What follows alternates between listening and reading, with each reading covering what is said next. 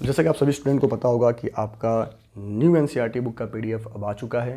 तो इस वीडियो में डिस्कस कर रहे हैं आपके न्यू एनसीईआरटी क्लास 9 मैथ्स के chapter 2 introduction to linear polynomial इसके बारे में। ठीक है, बाकी बहुत जल्द हमारे इस चैनल पे इस चैप्टर का लीनियर पॉलिनोमियल का एक वन शॉर्ट वीडियो भी आप बच्चों को देखने को मिलेगा, जिसमें आपको ये चैप्टर काफ़ी डिटेल में जो भी इसके पॉइंट्स हैं उसको आप बच्चों को काफ़ी डिटेल में एक्सप्लेन किया गया होगा, समझाया गया होगा। तो आप हमारे चैनल को सब्सक्राइब कर लें, वीडियो को लाइक कर दें। और इसके साथ ही साथ मैं आपको बताना चाहूँगा कि हमारे इस चैनल पे एनसीईआरटी के सभी एक्सरसाइज के डिटेल सॉल्यूशन आप बच्चों को ऐसे ही एक्सप्लेन किए जाएंगे, बताए जाएंगे। ठीक है, देखो लीनियर पॉलिनोमियल का मतलब ये है कि एक ऐसा पॉलिनोमियल जिसका डिग्री 1 हो, जिसका डिग्री क्या हो, 1 हो, कुछ इस टाइप का पॉलिनोमियल उसको हम बोलते हैं लीनियर पॉलिनोमियल। ठीक है, P X equals to this. ठीक है, देखो होता क्या है कि आपको दो चीज़ें समझ के चलनी है। एक होता है आपके पास कांस्टेंट और एक होता है आपके पास वेरिएबल।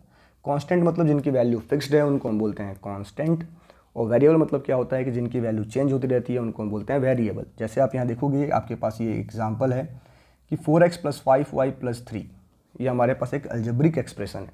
एक अलजेब्रिक एक्सप्रेशन है 4x + 5y + 3। आप देखोगे तो x और y की पावर क्या है, 1। तो जब भी एक ऐसा अलजेब्रिक एक्सप्रेशन जहाँ पे जो हमारे वेरिएबल्स हैं उनके पावर्स, उनकी डिग्री 1 हो, उसको हम बोलते हैं लीनियर। इसको हम क्या बोलते हैं, लीनियर पॉलिनोमियल या फिर लीनियर अलजेब्रिक एक्सप्रेशन। ठीक है, प्लस और माइनस साइन आपके टर्म्स को सेपरेट करते हैं। आपने क्लास 8 में पढ़ा होगा, प्लस और माइनस साइन क्या करते हैं, टर्म्स को सेपरेट करते हैं। तो देखो यहाँ पे कितने टर्म्स हैं, 3 टर्म है। एक 4x टर्म है आपका, एक 5y टर्म है और एक 3 टर्म है। ठीक है, जो वेरिएबल्स के पहले नंबर लिखे होते हैं, लाइक ये 4 वेरिएबल से पहले क्या लिखा है, यहाँ 4 लिखा है, ये 5 लिखा है, इनको हम बोलते हैं कोएफिशिएंट। तो 4 क्या है, तो 4 आपका x का कोएफिशिएंट है। क्या है, 4 आपका x का कोएफिशिएंट है। किसका, कोएफिशिएंट ऑफ x। 5 क्या है, तो ये आपका कोएफिशिएंट ऑफ y है, कोएफिशिएंट ऑफ y। जो भी वेरिएबल के साथ नंबर लिखा होता है उसको हम बोलते हैं कोएफिशिएंट। क्या बोलते हैं, कोएफिशिएंट। ये जो नंबर्स हैं 4, 5, इनको आप कांस्टेंट बोलोगे। जो x, y दिखते हैं आपको, उनको हम बोलते हैं वेरिएबल। वेरिएबल का मतलब सिंपल सा इतना है कि इनकी वैल्यू फिक्स्ड नहीं है। कांस्टेंट का मतलब होता है कि इनकी वैल्यू फिक्स्ड होती है। ठीक है, चलो फिर हम लोग आगे बढ़ते हैं और हमें बेसिकली जानना है इन सब चीज़ों के बारे में कि वन वेरिएबल पॉलिनोमियल जिसको हम बोलते हैं यूनिवेरिएट, मतलब कि ऐसा पॉलिनोमियल जहाँ पे आपको एक वेरिएबल दिख जाए। मतलब जैसे आपने देखा, हमने जो पहला एग्जांपल लिया था वो क्या था कि 4x + 5y + 3। देखो ये हमारा एक पॉलिनोमियल तो है, बट इसमें 2 वेरिएबल हैं। कौन कौन से हैं, तो इसमें आपको x वेरिएबल भी दिख रहा है और y वेरिएबल दिख रहा है। लेकिन मैं आपको अगर ऐसा पॉलिनोमियल बताऊं लाइक 5y³ + y² + 2y - 1, तो देखो इसमें इस पॉलिनोमियल में बहुत सारे टर्म्स तो हैं, 4 टर्म हैं। ये टर्म है, ये भी एक टर्म है, ये भी एक टर्म है और ये भी एक टर्म है। टोटल 4 टर्म्स हैं। बट सभी टर्म्स में जो वेरिएबल यूज हुआ है, वेरिएबल यानी कि एक्स वाई जेड जो यूज हो रहे हैं, यहाँ पे सिर्फ और सिर्फ आपको दिखेगा कि इस वाले एग्जाम्पल में सिर्फ और सिर्फ वाई के टर्म्स आए हैं। तो इसको हम बोलते हैं पॉलिनोमियल इन वन वेरिएबल। क्या बोलते हैं, पॉलिनोमियल इन वन वेरिएबल। जहाँ पे जैसे ये देखो, ये भी आपका क्या है, पॉलिनोमियल इन वन वेरिएबल है।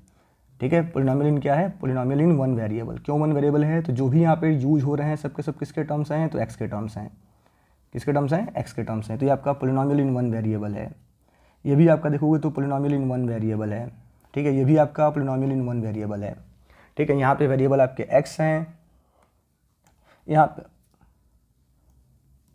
पे वेरिएबल आपके x हैं, यहाँ पे वेरिएबल आपका y है और यहाँ पे भी वेरिएबल आपका y है। तो इनको हम बोलते हैं पॉलिनोमियल इन वन वेरिएबल। क्या बोलते हैं, पॉलिनोमियल इन वन वेरिएबल।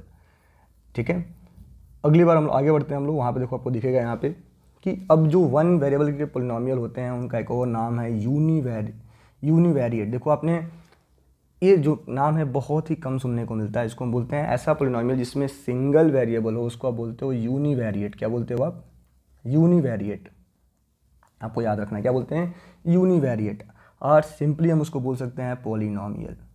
ठीक है, यूनिवेरिएट का मतलब है जिसका वन वेरिएबल हो, अब आपको समझना है डिग्री क्या होता है। डिग्री तो हाईएस्ट पावर, जो भी हाईएस्ट पावर होता है वेरिएबल का, उसको बोला गया डिग्री ऑफ द पॉलिनोमियल। क्या बोला गया, डिग्री ऑफ द पॉलिनोमियल। जो भी आपका हाईएस्ट पावर होगा उसको हम बोलते हैं degree of the polynomial. Like आप यहाँ देखोगे जो आपको ये पॉलिनोमियल दिख रहा है, ठीक है, इसका हाईएस्ट पावर क्या है, थोड़ा सा इसका मैं कलर चेंज करता हूँ।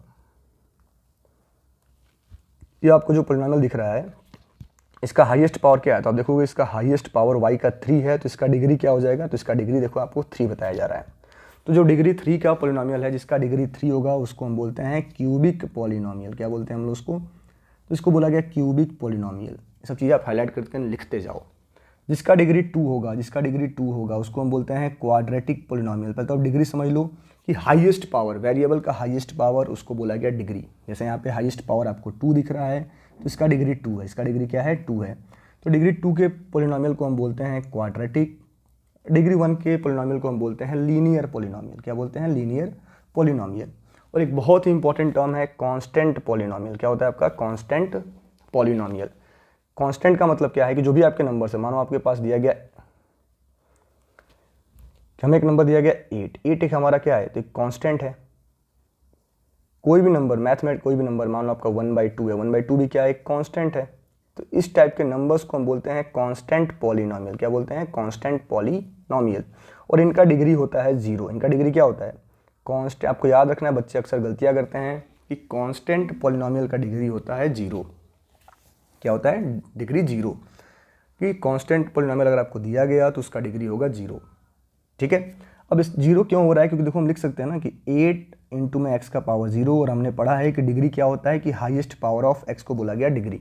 हाईएस्ट पावर ऑफ x को बोला गया डिग्री।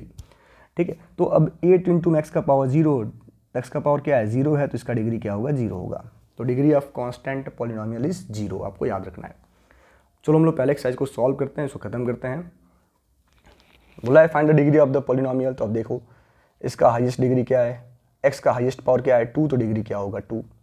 यहाँ पे x का हाईएस्ट पावर, y का हाईएस्ट पावर क्या है? 3, तो डिग्री होगा 3। ये कांस्टेंट पोलिनोमियल है, डिग्री क्या होगा? 0। मैंने आपको ही बताया कि अगर कांस्टेंट पोलिनोमियल है डिग्री उसका 0 होगा। ये आपका लीनियर पोलिनोमियल है, डिग्री 1 है। ठीक है, पहला क्वेश्चन आपका हो चुका है। दूसरा आपसे पूछा है right the polynomial of degree 1, 2 and 3। आपको खुद से लिखना है, तो क्वेश्चन नंबर 2 में यहाँ सॉल्व कर देता हूँ। तो डिग्री 1 का पोलिनोमियल पहले लिखते हैं। पहले डिग्री 1 का पोलिनोमियल हम लोग लिखते हैं। तो कुछ भी आप लिख लो, मानो मैंने लिख दिया x+3, तो ये एक डिग्री 1 का पोलिनोमियल है। डिग्री 2 का अगर हमें लिखना है तो कोई भी आप ऐसा पोलिनोमियल लिखो जिसका डिग्री 2 हो। लाइक मैंने लिख लिया 3x² - 5x + 4। ठीक है, देखो एक डिग्री 2 का पोलिनोमियल है। कैसा पोलिनोमियल है? डिग्री 2 का है।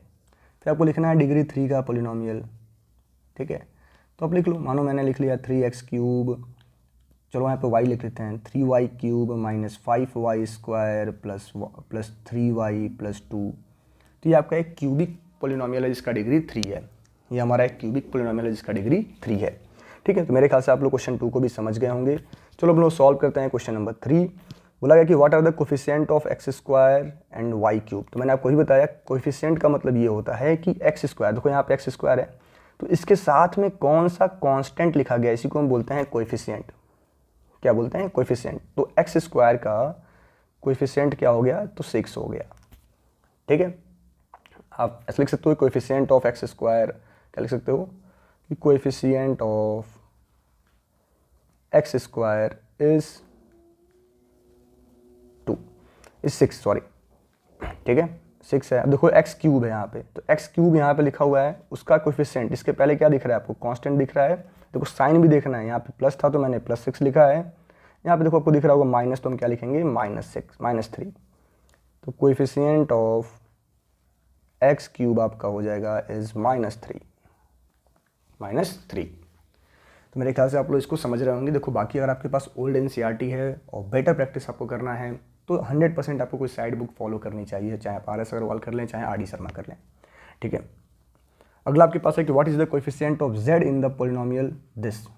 ठीक है, आपसे पूछा गया कि what is the coefficient of z in the polynomial this. ठीक है, अब देखो बच्चे यहीं गलतियां कर देते हैं। z मतलब कि जिसका पावर 1 हो। देखो आप इसका यहाँ पे आपको z³ दिख रहा है, यहाँ पे z² दिख रहा है, और यहाँ पे 2 कांस्टेंट है। तो z वाला टर्म तो है ही नहीं, z वाला टर्म नहीं है, मतलब उसका कोएफिशिएंट क्या होगा? तो कोएफिशिएंट ऑफ z हो जाएगा इज 0, क्योंकि z वाला टर्म तो है ही नहीं। तो z का कोएफिशिएंट क्या आएगा बच्चों? 0। z का कोएफिशिएंट क्या आ गया? 0। रीज़न क्या है कि z का टर्म इसमें अवेलेबल नहीं है, इसलिए z का कोएफिशिएंट होगा 0। ठीक है, अब बोला गया कि what is constant term of the polynomial. इस पोलिनोमियल का कांस्टेंट टर्म कौन सा है? तो कांस्टेंट टर्म मतलब जिसका डिग्री 0 हो। तो इसका डिग्री तो 3 है, इसका डिग्री 2 है, इसका डिग्री 1 है, बचा आपके पास -10। तो -10 is the constant term. Question number 5 का भी सॉल्यूशन आपका हो गया। तो आशा करते हैं बच्चों को ये चीज़ें समझ में आई होंगी। बाकी इस चैप्टर में, इस पूरे चैप्टर में हमें किसके बारे में पढ़ना है, तो हमें सिर्फ और सिर्फ पढ़ना है लीनियर पॉलिनोमियल के बारे में। ठीक है, इस पूरे चैप्टर में आपको इसी पॉलिनोमियल के बारे में पढ़ना है। आगे हम लोग बहुत अच्छे से डिस्कस कर रहे होंगे। Thank you.